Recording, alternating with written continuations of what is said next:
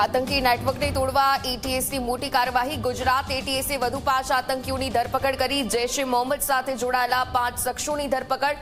અગાઉ પકડાયેલા આરોપીની તપાસ બાદ કાર્યવાહી થઈ.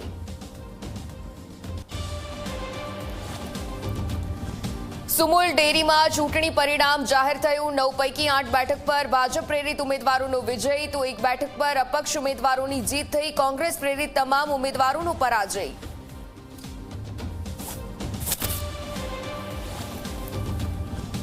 સુરતના હીરા ઉદ્યોગકાર એવા ધીરુ રામાણીનો આખરે છુટકારો. આફ્રિકામાં અપહરણકારોએ 44 કરોડ આપી અને ધીરુ રામાણીને મુક્ત કરાવાયા. છેલ્લા 2 વર્ષથી આફ્રિકામાં જ સ્થાયી થયેલા છે ધીરુ રામાણી.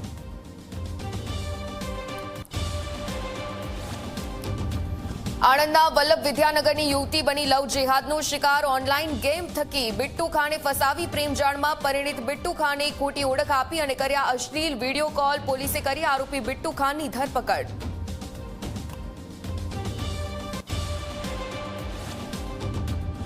દાહોદના અનવરપુરામાં કરુણ ઘટના. એક માતાએ પોતાની 2 દીકરીઓ સાથે કૂવામાં લગાવી મોતની છલાંગ. 3 અને 1.5 વર્ષીય પુત્રીઓ સાથે માતાનો આપઘાત.